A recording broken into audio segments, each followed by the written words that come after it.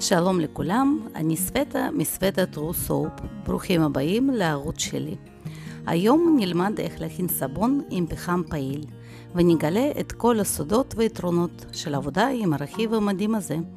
פחם פעיל הוא מרכיב עוצמתי בקוסמטיקה, בזכות היכולת שלו לספוג רעלים ולנקות את הנקבוביות בעומק של העור. בנוסף, נשדרג את הסבון שלנו עם שמן המפ ושמן אבוקדו. שניהם מעולים לבריאות העור בזכות החומרים המזינים שבהם. בסרטון אני אעשה גם אנבוקסינג למארז של חותמות חדשות לסבונים, ואדגים שימוש בהם, לשתף את חוות דעתי. מוכנים? בואו נתחיל. קודם כל אני ממיסה את השמנים הקשים. אוקיי, רחימת שיעה, אני ממיסה אותה במיקרו כמעט עד הסוף. מערבבת ונמיסה סופית מחום של עצמה. שמן קוקוס בחום של הימים החמים נראה כזה חצי נמס מעצמו. אז אני מוסיפה אותו לחימת שיעה החמה, והוא מתמוסס מהחום של חימת השיעה. עכשיו אני מוסיפה שמנים נוזליים. שמן זית, שמן המפ, הוא עשיר בנוגדי חמצון, באומגה 3 ו-6. בקיצר, שמן מאוד מומלץ לסבונים ולטיפוח של העור בכלל, וגם שמן אבוקדו. כמובן, אני מוסיפה גם שמן קיק. המתכון לסבון מופיע לכם מתחת לסרטון. עכשיו אני מוסיפה חימר קאולין לבן ושיבולת אלכוהולית. שני החומרים האלה מרגיעים את העור ועושים סבון מוצק יותר ונעים יותר למגע. אני מערבבת אותם עם הבלנדר שלא יהיה גושים, וככה זה עם השמנים, זה מתערבב מצוין, לרמה אחידה לגמרי. עכשיו אני מכינה את הפאזה המימית, מה שנקרא, של הסבון. אני משתמשת בחליטת קלנדולה ומרווה. אני מעדיפה להשתמש בקרח, כן, זה אותו משקל בדיוק של נוזל, המשקל הוא לא משתנה. ככה אני חוסכת זמן המתנה להתקררות של סודה קאוסטית, ופשוט מערבבת את זה, והחום הנפלט פשוט ממיס את הקרחונים. אז כשהכל נמס סופית, ואני מוודאה שאין גושונים של סודה קאוסטית שצפה, אני מכינה תערובת של שמנים אתריים לסבון. אני רוצה שהוא יריח בריח כזה של יער. האמת היא שקלאסי לסבון פחם פעיל זה שמן עץ התה, שמן אתרי. אבל קודם כל יש פה לו הרבה התוויות נגד, ואני גם לא סובלת את הריח הזה. בגלל זה אני מציגה את התערובת, את הניחוח שלה, מתחת לסרטון. אני מצאתי ריח שאני אוהבת אותו. הנה כמה טיפות של קוריאנדר לחריפות, מעולה.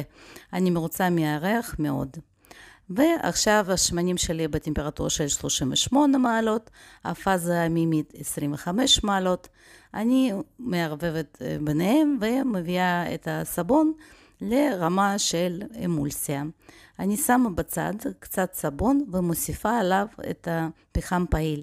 צריך לערבב אותו טוב טוב, ואני לא רוצה לקדם את הטרייס של כל הסבון. עכשיו, הנה אתם רואים, עם הבלנדר, אם הייתי עובדת בכל הסבון, אז הוא כבר היה מתקדם בטרייס, פה רק חלק מהסבון מתמצק. עכשיו אני מעבירה את הסבון עם פחם פעיל המעורבב, וצריך כן בזהירות לעבוד עם פחם פעיל, הוא תחון ברמה של פודרה ומלכלך מאוד. הנה עכשיו אני וידאתי שאני בטרייס, ושוב פעם אני מערבבת ידנית, אני בודקת שאין גושים של פחם פעיל שלא התערבבו, ועכשיו אני מוסיפה את השמנים האתריים לתערובת, ומערבבת כבר ידנית, אני לא משתמש בבלנדר בכלל, אני לא רוצה לזרז טרייס. הנה זאת התבנית שאני אעבוד איתה היום. שוב פעם, המתכון לסרטון לתבנית הזאת הספציפית ולינק לתבנית מופיעים בתא המידע של הסרטון. ואני מוזגת את הסבון, תראו איזה יפה הוא כמו לבה נראה. גם בסבון של פחם פעיל, צריך לא לשים יותר מדי פחם, כן? שהוא לא ילכלך את הסבון, שהסבון לא יהיה מלכלך אחר כך. אחרי שאני מוזגת ומנערת את התבנית, אני מסדרת את הטופ של הסבון, את החלק העליון שלו. אפשר לראות שהסבון כבר מתמצק ושומר יפה על הצורה. אני לוקחת משני צדדים ולכיוון המרכז מביאה מין גלים כאלה. ועכשיו עם צ'ופסטיק עוברת במרכז ומשטחת את הצ'ופצ'יקים האלה. ועכשיו אני מפזרת בכל חתיכה 2 פרחי יסמין מיובש. אני חושבת הקונטרסט של הצבעים משחק לטובת העיצוב של הסבון.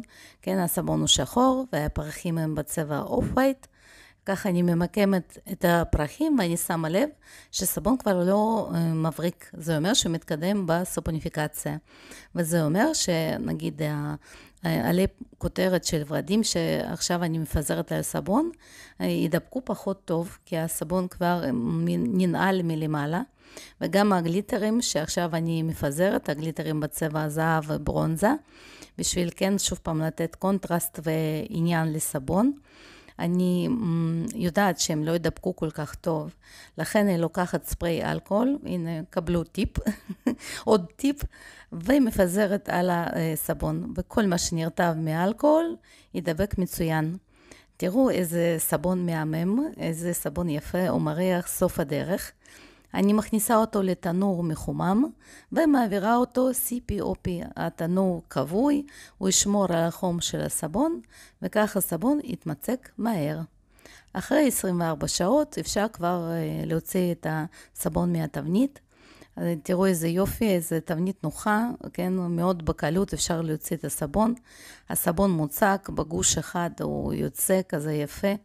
עם הסכין אני מורידה את השוונצים שנמרחו על הצדדים של התבנית, וככה הסבון ייראה גמור יותר, כן? לא יהיה את הבליטות האלה בצדדים. נו, בואו נחתוך את החתיך הזה. טאטאם! אוי, תראו איזה מהמם. הוא שחור מספיק, ואין לו ג'ל חלקי, הוא אחיד בכל הצבע שלו. תראו איזה יפה הוא מלמעלה. אפשר לראות שנפלו קצת על הכותרת של ורדים שפיזרתי, אבל רובם בהחלט נדבקו. ועכשיו אני מורידה את הפינות של הסבון, ככה אפשר בקלות יותר להשתמש בו. ועכשיו תראו איזה חבילה מהממת קיבלתי מאמזון, משלוח חינם עד הבית, ואני רוצה להדגים לכם את החותמות של 108 לאב, הם קוריאנים. אני עוקבת אחריהם באינסטגרם, ויש שם עבודות פסיכיות מבחינת העיצוב של הסבון ומבחינת החותמות. אז הם יצאו סוף סוף לאמזון, ועכשיו אפשר לרכוש באמזון את החותמות שלהם. אז הם מוכרים אותם בסט, אתם רואים? יש 6, 7, 8 חותמות, ויש כזאת ידית, שאפשר להרכיב על הידית הזאת, הנה איזשהו אלמנט מחותמות שיש אותם בסדרה הזאת. אני בחרתי בסדרה ספרינג, כן, אביב. יש פה פרחים, ויש פה אפילו סנאי קטן, יש פה עלים, ויש פה ענף גדול, שאפשר לשלב אותו עם העלים. בקיצר, עכשיו אני אדגים לכם, אני מאוד מתרגשת, כן, לראות איך זה עובד בכלל.